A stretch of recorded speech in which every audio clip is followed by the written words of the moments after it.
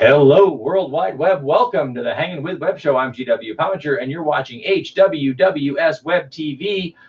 We are here in the studio, and as you know, every single weekday we try to bring you a new interview with an author, artist, filmmaker, musician, creative, content creator, you name it. We've got it on the Hanging with Web Show every single weekday. We're in the studio this weekend grabbing content from around the world, and we are fortunate right now to have online hanging with us musician Matt Westin.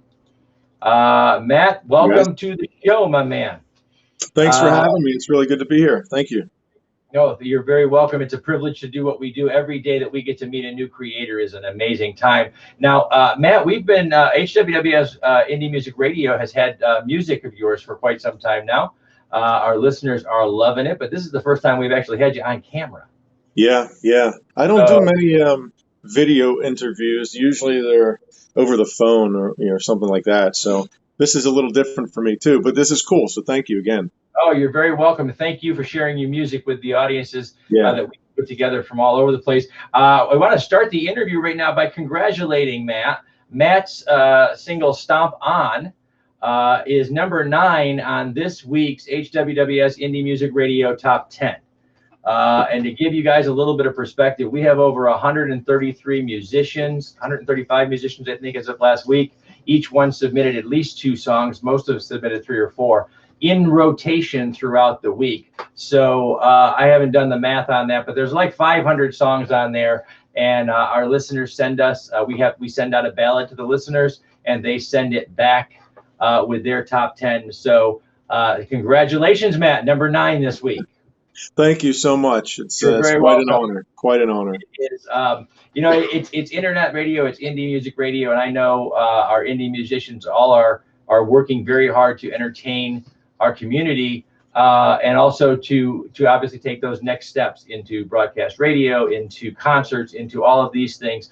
It's a small step along the way that we're able to share Matt's music, but it's a great stride that he's able to make an inroad with a song that connects with the listeners that are on the station. So thank you for sharing your music, Matt, because apparently they like it. I know we did. Yeah, we enjoy it. One of the fun things about the indie music radio is that we get to kind of listen to all the music when it comes in. I have the world's greatest MP3 collection, and so we get to pick, the ones we want to put on the air first, and then the ones we want to put on the air later. And so it's good to know that we made a good choice. So now let's talk about your journey as a musician here. When did you start playing? When did you start performing? Were you a toddler running around with a kazoo? Tell us about your musical journey, man. How did you get started? I do remember having a yellow kazoo when I was a kid and driving my parents crazy. But no, that's not really where it started. I've always enjoyed music of all different genres my whole life. One of my earliest memories was getting a cassette of Elvis Presley from my dad when I was about 3 years old. And I remember sitting on my bedroom floor, just listening to the whole thing and just in awe of what I was hearing. And my love for music really, I think, started then. And, I played instruments in the band and orchestra in school. And but then I kind of focused more on academics. And I didn't get into actually pursuing music or any aspect of music until college. I taught myself how to sing in college. I couldn't sing at all when I was a kid. It was horrendous. But I emulated guys like Frank Sinatra, believe it or not. He was a big influence on learning how my voice worked and just trying to emulate him and guys like him and Garth Brooks, Johnny Cash, all different kinds of music. And I just fell in love with singing when I was in college. So that progressed into singing with a friend's band, singing with my cousin's band, different types of music. And singing a lot of karaoke, a ton of karaoke. I actually DJ'd karaoke for almost a decade. So that's kind of where I honed my chops, singing karaoke and singing live with a couple different bands here and there. And really, music took on a whole new meaning for me after my father passed away in 2016.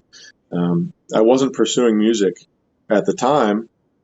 I was actually in Los Angeles pursuing acting. And, well, he ended up passing away, and I moved back home to Pittsburgh, where I am now. And as you could imagine, I was a mess. I was completely devastated and lost and angry. It was just a very dark downward spiral. And I didn't know what I was going to do. But it was like an epiphany, as they say. One day I just knew that I had to pursue music. You know, my father had always loved my singing, and he always encouraged me to keep pursuing my talents in music. So I decided to dedicate my album to him, my debut album, and I feel like it's been blessed from day one. You know, I'm doing it for all the right reasons. It comes from a place of tragedy, and I turned tragedy into triumph and honored my father's memory in the process, and it was a huge part of my healing process. So now music is a whole new purpose for my life, not just a passion and a pleasure. It's also a purpose. So it's really bittersweet. You know, here I am speaking with you guys and people around the world, and I have fans around the world. But a couple of years ago, if you would have told me that, I would have told you you're insane, because I never would have seen it coming. Well, but, you know, that's I know my dad's proud, and I'm going to continue trying to raise the bar and see where this journey takes me. That is so awesome, man, because, you know, that what was catharsis for you this is a passion born from, you know, the deepest love that one can have, and born out of that grief and catharsis that you needed then. And what do you think? And I'm not Barbara Walters. I'm not trying to hit the home run here, but it has been some time now. You've been out there. You've got fans around the world. You've got people listening online, streaming, and everything. If your dad could see you right now, if he could just look at you and say, Matt, what would he have to say, man? What would he think about all this that you've done? Well, he's always been proud of me, no matter what. You know, I've worked hard at everything that I've pursued in my life, whether it was engineering or acting or singing or whatever I've done in sports. He's always been proud of me. But I think if he could just talk to me for a second, he would just say how proud he is, obviously, and that I need to continue doing this and giving credit to God in the process. Because I try to do that as much as possible.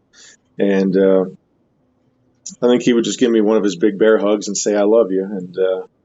And that's, hope to see you soon, someday. So it's kind of hard to put all that in perspective. You know, it's by no means am I completely over it, or will I ever be, losing my dad. I try to imagine what he might say sometimes, but bottom line is I know he's proud and I know he's smiling, and I'm not going to quit.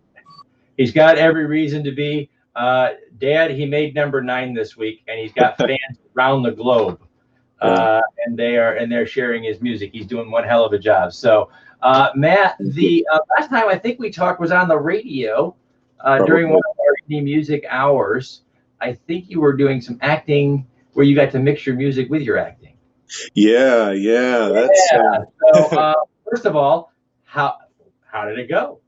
Well, it's still going, actually. We haven't filmed the movie yet. For people that don't know, I was cast as a young Johnny Cash in a film called 116 MacDougal.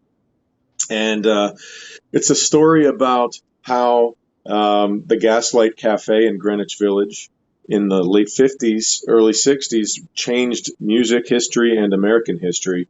It was the start of the counterculture movement, and how it's all about the artists that went through there, like Bob Dylan, Woody Guthrie. There's a lot of beat writers and things. So it changed history. And Johnny Cash, when he was in town, used to pop in and perform, unannounced.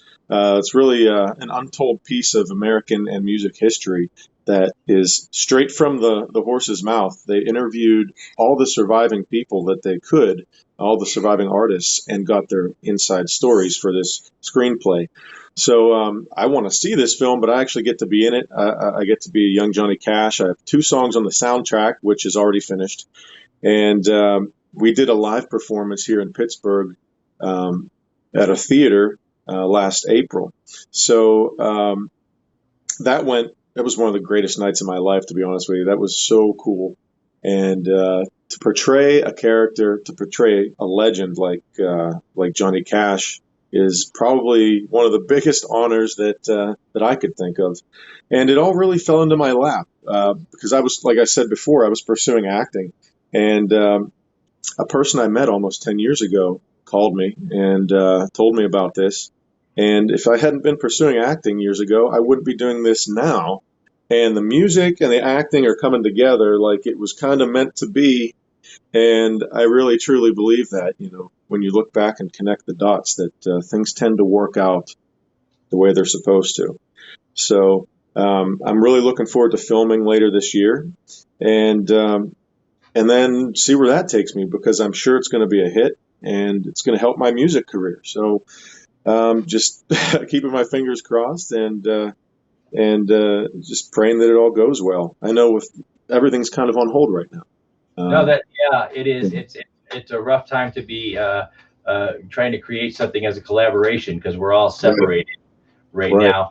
But we're excited to see what's going on, and I know our listeners and our viewers and our social media followers or whatever will remember for the Hanging with Web show audience. There were mixed reviews from the ladies when you were cast, and because half of them loved the new haircut and half of them missed the old hair. Let's start to go back a little. We were having there was a kind of a Hanging with Web show audience revolt. They couldn't get together on that page, but one thing is for sure, they love the music, so that's fantastic. That's good, guys. Let me know, what is Matt? What's the latest single? What's coming down the pike right now? What's out there right now? Okay, well, my latest single that was released is called "Hey Bro," and it's been probably my most successful song as of yet. So really proud of that one. It's called "Hey Bro." That came out after "Stomp On," which is number 9. So you got to get "Hey Bro" on your list. We'll see.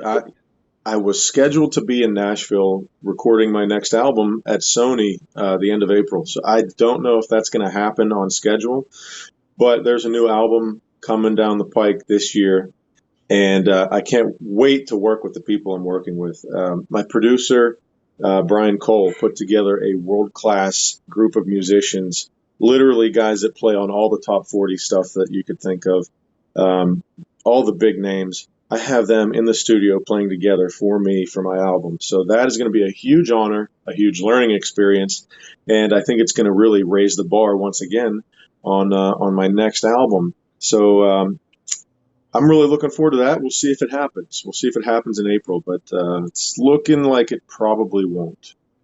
Yeah, these are tough times, uncertain times for sure. But we know as soon as you can get back into the studio, you'll be turning out some amazing stuff. So we appreciate it. Thank you for hanging out with us right now, guys. We're going to have to wrap it up on the recording. The little red button goes off. But we want to thank our partners and friends at Famous Faces and Funny, NSC Live TV, our friends at Space Coast Comic Con, Hearts Helping Others of Central Florida, our artist in residence, Josh Bauer with J. Bauer Art, for all the art on the set here. And our great friends, my wonderful, beautiful daughter-in-law and granddaughter at Mommy and G Creations for all of our merchandising production. They do all of that for us.